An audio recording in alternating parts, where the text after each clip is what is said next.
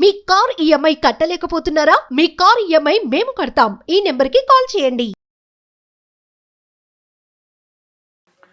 నమస్తే, welcome back to Suman TV. నేను మీ సంజయ్. ఈరోజు మనతో పాటు ఉన్నారు ఏపీ గ్రామీణ వికాస బ్యాంక్లో రీజనల్ బ్యాంక్ మేనేజర్గా పనిచేసిన జి జగ్గయ్య గారు ఉన్నారు. సార్తో మాట్లాడి కొన్ని విషయాలు తెలుసుకుందాం. నమస్తే సార్. నమస్తే సంజయ్. హౌసింగ్ లోన్ అనేది ఎన్ని విధాలుగా ఇస్తుంటారు సార్? అంటే ఈ విధంగా కట్టేసిన తర్వాత ఇస్తారా, కట్టుకునే ముందు ఇస్తుంటారా, లేకపోతే ల్యాండ్ మీద కూడా ఇస్తుంటారా?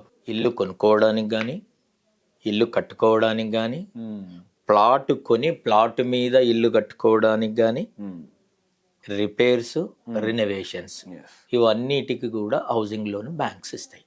దీని డాక్యుమెంటేషన్ ఎలా ఉంటుంది సార్? ఒకవేళ ఇప్పుడు ఇల్లు కట్టుకోవడానికి అని అనుకుందాం, అంటే అంతకు క్రితమే, అంటే మీరు బ్యాంకుకి వచ్చే వరకే మీకు ప్లాట్ ఉన్నది అన్నట్టు. ప్లాట్ అంటే ఆ ప్లాట్కి సంబంధించిన డాక్యుమెంట్స్, దానికి మీరే ఓనరా, అది లేఅవుట్ చేయబడి ఉన్నదా, దానికి టైటిల్ అంటాం కదా. అంటే మీరు మామూలుగా మీ ఇష్టం ఉన్నదని ఎవరి దగ్గర కొన్నారనుకో, టైటిల్ లేకుండా. టైటిల్ అని అంటే మొదట అది ఎవరి పేరు మీద ఉన్నది, తర్వాత ఎలా మారుకుంటూ వచ్చింది, దాని లేఅవుట్ ఎవరు చేశారు, దానికి గ్రామ పంచాయతీ, మున్సిపాలిటీ ఇలా ఉంటాయి కదా, ఆ లేఅవుట్ పర్మిషన్స్ ఉన్నాయా, మీరు సరిగానే రిజిస్ట్రేషన్ చేసుకొని సేల్ డీడ్ ఇవన్నీ ఉన్నాయంటే టైటిల్ అంటాం ఒక రకంగా.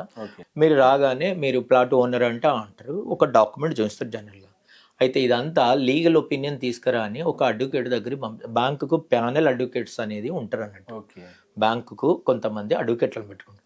ఆ ఫలానా అడ్వకేట్ దగ్గర పంపిస్తే మిగతా మీ డాక్యుమెంట్స్ అని వెరిఫై చేసేసి ఫలానా ప్లాట్కు ఇతనే ఓనరు, దీనికి మనం లోన్ ఇవ్వచ్చు, దీనికి టైటిల్ ఉంది, అది లోన్ ఇవ్వచ్చు అనే దానికన్నా ఇది పర్ఫెక్ట్ టైటిల్ ఉంది, మనం దీనికి కన్సిడర్ చేయొచ్చు అనేది ఒక ఒపీనియన్ ఇస్తారు.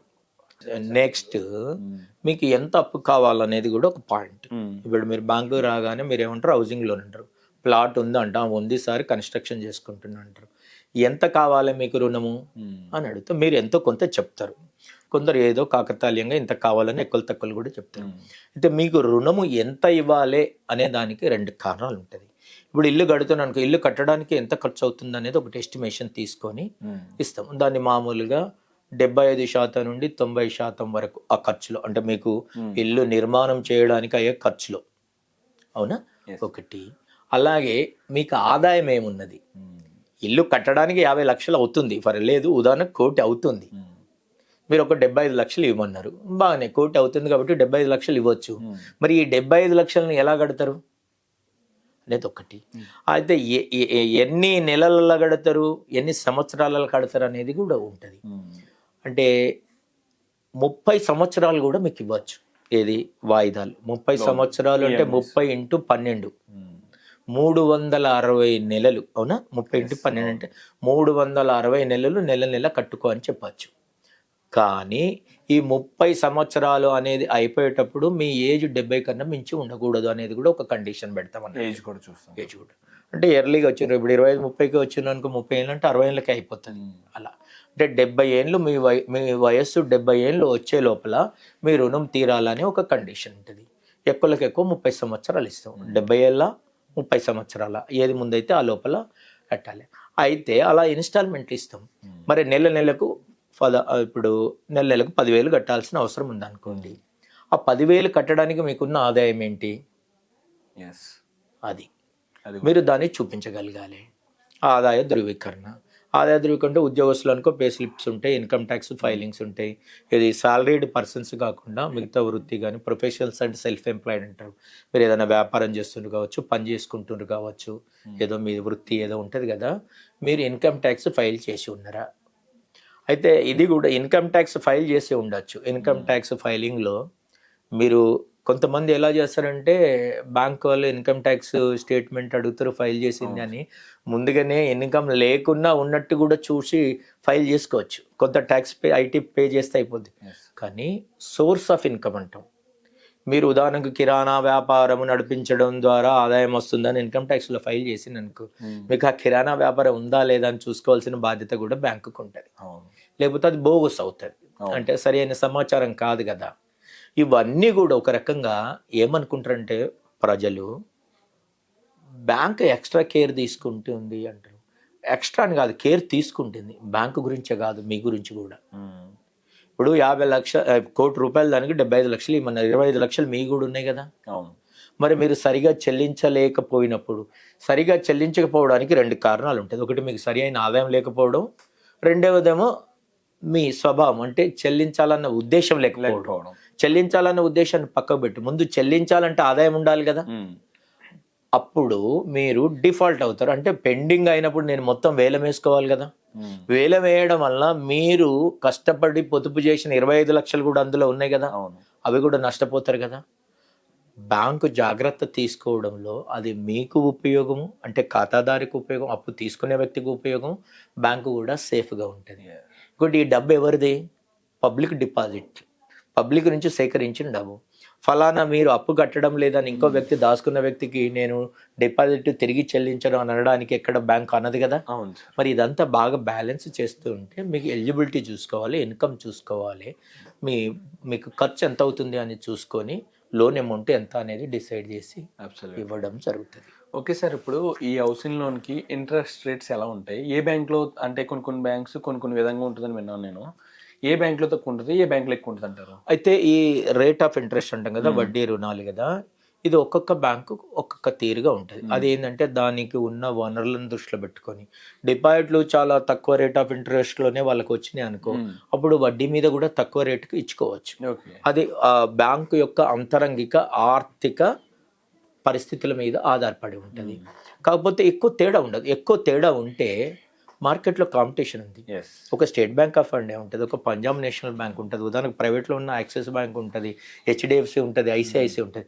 మరి పోటీని తట్టుకోవాలంటే కూడా కొద్దిగా అటు ఇటు ఉంటే మన సర్వీస్తో మేనేజ్ చేయవచ్చు. బెస్ట్ సర్వీసెస్ ఇచ్చినప్పుడు పర్వాలేదులే ఇది మన బ్యాంకు మంచి బ్యాంక్ అని కొద్దిగా తేడా ఉన్న కస్టమర్ వస్తాడు. లేదు అంటే ఈరోజు కస్టమర్కి అవగాహన బాగా పెరిగి ఏ బ్యాంకులో తక్కువ వడ్డీ ఉంది అని చూసుకొని ఆ బ్యాంకుకు అప్రోచ్ అవుతున్నారు. హౌసింగ్ లోను అనేది గవర్నమెంట్ చాలా ప్రాధాన్యత ఇచ్చేసి ఇల్లు లేని వ్యక్తి ఉండద్దు అనేది ప్రభుత్వం యొక్క ఉద్దేశం. ప్రభుత్వ ఉద్దేశం అయినప్పుడు దాన్నే బ్యాంకులకు కూడా చెప్తుంది. కాబట్టి వాస్తవానికి హౌసింగ్ లోన్స్ తక్కువ వడ్డీకే ఉన్నాయి.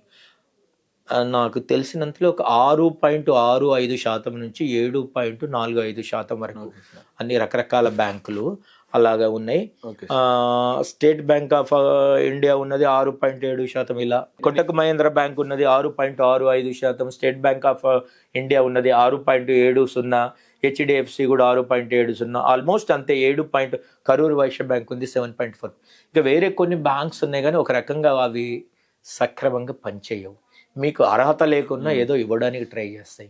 ఇప్పుడు సిబిల్ స్కోర్ ఉంటుంది, మామూలుగా అప్పు ఇచ్చేటప్పుడు సిబిల్ స్కోర్ అంటాం కదా, అది కూడా ఒకటి. ఆ సిబిల్ స్కోర్ లేకున్నా కొన్ని ఇవ్వడానికి ట్రై చేస్తాయి.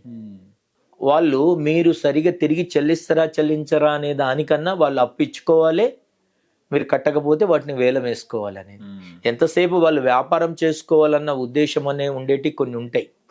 అవి ఒక రకంగా బ్యాంకులు అని చెప్పడానికి లేదు, ఒక ఆర్థిక సంస్థలే, ఏది ఫైనాన్స్ లాగా, ప్రైవేట్ ఫైనాన్స్ లాగా. అది సరైనది కాదు. ఎప్పుడు కూడా బ్యాంకుకు రావడం వలన ఖాతాదారు నష్టపోకూడదు. కాబట్టి వడ్డీ రేట్లు తక్కువ ఉన్నాయి, కొద్ది తేడాతోటే ఉన్నాయి. కాబట్టి మామూలుగా మనం ఏ బ్యాంకులో తీసుకున్నా కానీ పెద్ద ఇబ్బంది లేదు. సేవలు అన్నారు కదా సార్, కొన్ని బ్యాంకులు సేవలు అంటే సరైన సేవలు అందించడం వల్ల ఇంట్రెస్ట్ రేట్స్ ఎక్కువ ఉన్నా జనాలు మొగ్గు చెప్తారని. అంటే ఇప్పుడు ఇందులో ఎలాంటి సేవలు అందిస్తుంది అర్థం కదా. ఇప్పుడు మీకు స్టేట్ బ్యాంక్ ఆఫ్ ఇండియాలో ఉందండి. ఇప్పుడు నేను చెప్పాను కదా, కోటక్ మహీంద్రా బ్యాంక్ 6.65% ఉంది, స్టేట్ బ్యాంక్ ఆఫ్ ఇండియా 6.70% ఉంది, 0.05 తేడా ఉంది. అలానే వాస్తవానికి చెప్తున్నా, పబ్లిక్ కోటక్ మహీంద్రా బ్యాంకుకు పోయేదానికన్నా స్టేట్ బ్యాంక్ ఆఫ్ ఇండియాకి ఎక్కువ పోతారు. దానికి తక్కువ లేకున్నా పోతారు. ఎందుకంటే మీకు అది వరకే, అంటే అప్పటికే మీరు హౌసింగ్ లోన్ కావాలనే వరకే మీకు అక్కడ సేవింగ్స్ బ్యాంక్ అకౌంట్ ఉండి ఉండొచ్చు, లాకర్ తీసుకొని ఉండి ఉండొచ్చు, దానికి మొబైల్ బ్యాంక్ ఉండి ఉండొచ్చు, నెట్ బ్యాంకింగ్ SBIకే ఉండొచ్చు, ఇలా ఆల్రెడీ ఒక మ్యూచువల్ ఫండ్ తీసుకొని ఉండొచ్చు, SBI లైఫ్ ఇన్సూరెన్స్ తీసుకొని ఉండొచ్చు. ఇలా ఎన్నో రకాల అనుబంధం అప్పటికే స్టేట్ బ్యాంక్ ఆఫ్ ఇండియాతో ఏర్పడి ఉందనుకో. స్టేట్ బ్యాంక్ ఆఫ్ ఇండియా కాకపోతే ఇంకో బ్యాంక్ కాకపోతే ఇంకొక బ్యాంకు. నేను ఎందుకంటే స్టేట్ బ్యాంక్ ఆఫ్ ఇండియా అని ఎందుకు కోట్ చేస్తున్నంటే, అది ఇప్పుడు మన భారతదేశంలో ఉన్న ప్రముఖ బ్యాంకు, మొదటి స్థానంలో ఉన్న బ్యాంకు, ఎక్కువ నెట్వర్క్ ఉన్న బ్యాంకు, ప్రభుత్వ రంగ బ్యాంకుల్లో నంబర్ 1 బ్యాంకు. కాబట్టి అవన్నీ ఉన్న తర్వాత ఒక 0.05 ఇంట్రెస్ట్ గురించి దీన్ని వదిలేసి వెళ్ళరు, ఈ బ్యాంకే వస్తారు. ఇంకోటి తేడా ఎక్కువ లేదు కదా, ఇవి మీకు బెస్ట్ సర్వీసెస్ ఇస్తుంది, మీరు హ్యాపీ ఫీల్ అవుతుండ్రు దాంతో, ఖచ్చితంగా ఆ బ్యాంక్కి వెళ్తాం. ఏంటో చూడు, మనకు తెలిసింది బెటర్ కదా అంటాం చూడు. అవును సార్. సహజంగా మనిషి సైకాలజీ ఉంటే మనకు తెలిసిన వ్యక్తి, తెలిసిన బ్యాంకు, మనం రోజు వెళ్తున్న బ్యాంకు కాబట్టి అక్కడ రావడానికి ఉంటుంది. కిరాయిదారు నుంచి యజమాని అవుతావు. మీరు రెంట్ పే చేసే బదులు కొద్దిగా అటు ఇటుగా రెంట్ పే చేసేదాన్ని ఇక్కడ ఇన్స్టాల్మెంట్ కింద పేమెంట్ చేసుకుంటే కొద్ది రోజుల తర్వాత, అంటే 20 ఏళ్ళ, 30 ఏళ్ళ, 25 ఏళ్ళ తర్వాత ఆ ఇల్లు మీ సొంతం అవుతుంది. ఇది బ్యాంకు ఇచ్చే సౌకర్యం. Thank you, sir. Thank you. నమస్తే.